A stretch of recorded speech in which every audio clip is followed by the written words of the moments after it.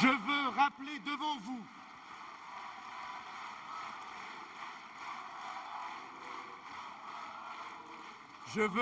devant vous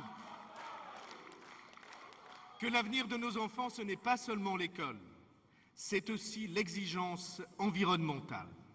Et le devoir absolu des responsables d'aujourd'hui est de protéger notre terre, le sol, l'air et l'eau.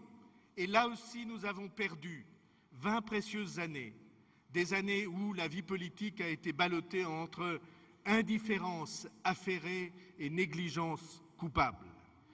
Vous aurez remarqué comme ce sujet de l'environnement a disparu, ou pour être plus exact, n'est jamais apparu dans cette campagne électorale.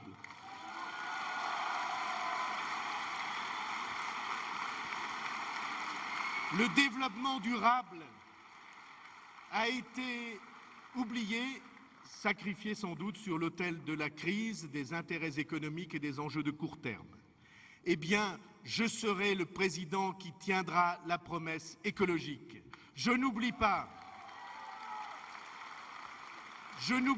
que j'ai signé, il y a 5 ans, le pacte que Nicolas Hulot proposait alors aux candidats à l'élection présidentielle.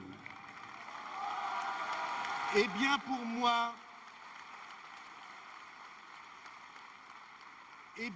moi, ce qui est signé est signé.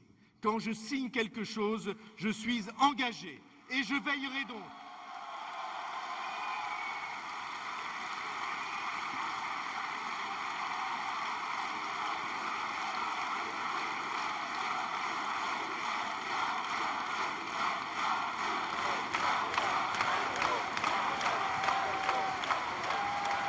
Je veillerai donc en particulier à la protection de la biodiversité, des espèces, de la faune et de la flore, comme un bien précieux pour l'avenir de l'humanité.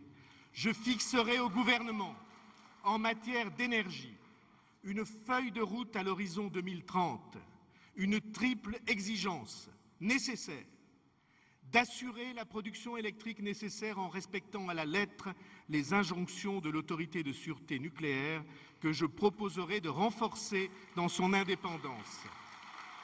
Je demanderai que la feuille de route s'engage à réduire continuellement, c'est probablement le point le plus important, que la feuille de route s'engage à réduire continuellement le recours aux énergies carbonées pour libérer la planète de l'explosion que représente la menace des gaz à effet de serre et le réchauffement qui s'ensuit. Et je demanderai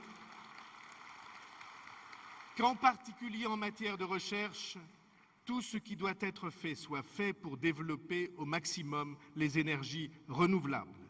Et sur tous ces sujets, j'organiserai un débat national où chacun des citoyens et des associations pourra s'exprimer.